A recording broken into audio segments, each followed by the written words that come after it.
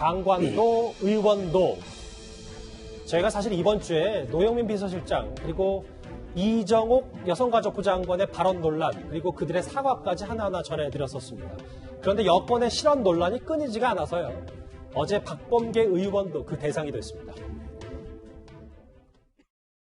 좀 이렇게 절실하게 3천만 원이라도 절실하게 말씀을 좀 해주세요. 그래야 됩니다, 이게. 네. 의원님 꼭 살려주십시오. 이렇게 의원님들 살려주십시오. 한번 하세요, 예산. 네. 그 LX 사업비. 아이, 살려주십시오. 한마디 하시면 끝날 일을. 참, 네, 답답하죠. 당시 분위기는 뭐 웃음이 나왔다고 하더라도 계속해서 되뇌이면 이 자체가 한 국회의원의 갑질 논란 아니냐 이게 좀 많이 번졌습니다. 적절하지 않은 얘기라고 생각이 들어요. 예산을 따기 위해서 국회의원한테 뭐 살려주세요 이런 말을 하라고 하는 게 과연 맞는가?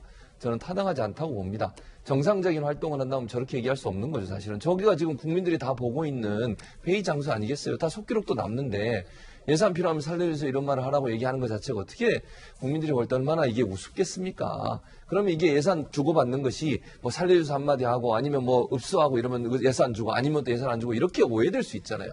의도에 어떻든 간에 박범계 의원의 저런 표현 자체는 상당히 부적절하다고 저는 봐요. 예. 그 대법관한테 저런 얘기 하라고 요구하는 것도 저는 말도 안 된다고 보고요.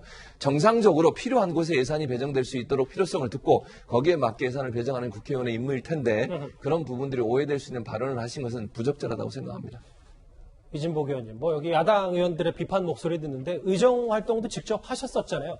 저런 말들이 정말 단순한 실수인가? 야당에서는 실수가 아니다라는 얘기까지 구조적인 문제다라고 얘기까지 하고 있거든요.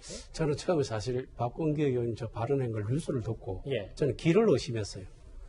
이 권력에 취하는 사람이 술에 취한 사람보다 더 무섭다 그러거든요.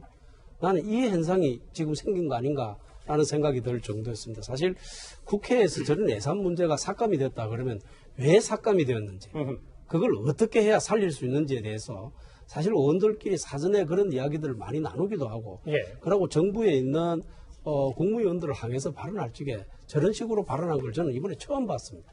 그래서 상당히 문제가 있는 발언이다 싶은데 그동안에 박범계 의원이 국정감사에서 강압적인 자세로 국무위원들이나 야당 의원들하고 싸우는 걸 볼 때도 참 많이 달라졌구나라는 생각도 했습니다. 그러니까 일부 야당 의원들이 느꼈을 때 그런 말씀을 하시는 그런 말씀도 되겠죠. 그리고 윤석열 총장인데도 180도 다른 말을 했잖아요.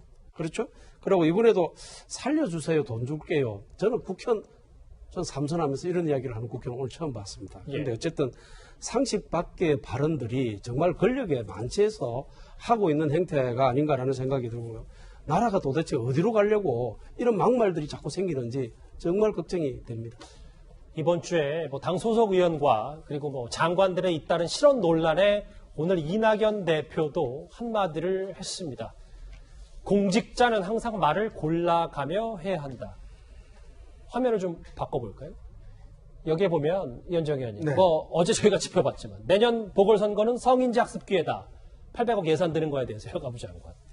물론 뭐 이낙연 대표가 노영민 비서실장 두고 한 얘기는 아닌 것 같아요. 뭐 박범계 의원까지 포함해서. 입단속을 하라는 건데 글쎄 왜 이런 논란이 계속 끊이지 않는다고 구체적으로. 제가 이제 박범계 의원 저 이야기 들으니까 옛날 영화의 한 장면이 생각나더라고요. 살려는 줄게. 뭐 이런 영화의 한 장면이 있지 않습니까? 사실은요, 지금 조재현 지금 법원 행정처장은 박범계 의원이 한참 선배입니다. 예. 법원 내 판사 선배예요. 생각해 보십시오. 제가 만약에 예를 들어서 저 자리인데 후배가 와서 자, 그거 와서 한번 살려달라고 빌어보세요. 제가 하나 떡 줄게요. 이렇게 하면 정말 자괴감이 들 것 같아요. 아마 조재현 법원 행정처장 거기서 웃었지만 아마 집에 돌아가서 굉장히 소가리를 했을 겁니다. 더군다나 사법부지 않습니까? 사법부와 입법부는 어떤 면에서 보면 독립적인 거예요. 그럼 예산권을 입법부 가지고 있는데 자, 사법부 너 돈 필요하니까 나한테 와서 한번 무릎 꿇어봐요. 이런 이야기 똑같은 이야기거든요. 정말요, 이게 권력에 어떤 면에서 보면 취한다는 게 얼마나 무서운가를 저는 보여주는 것인데, 더구나 최근에 어떤 면에서 보면 노영민 비서실장도 참 국민을 방향해서 살인자라는 이야기를 하고 있고, 그러니까 이런 걸 보면 정말 국민을 어떻게 생각하고 있는 것인지, 또 저는 이게 국민을 얼마나 또 편가르기를 하고 있는 것인지, 이런 게 어떻게 나타나겠습니까? 국민들 입장에서 보면 정말 제가 볼 때는 정말 국민의 한 사람으로서 자괴감이 들 정도입니다. 여러 뒷말을 낳고 있는 장관과 의원의 실언 논란, 제가 핵심만 짚어봤습니다. 이 소식 여기까지입니다. 뉴스탑10 마지막 주제가 기다리고 있습니다.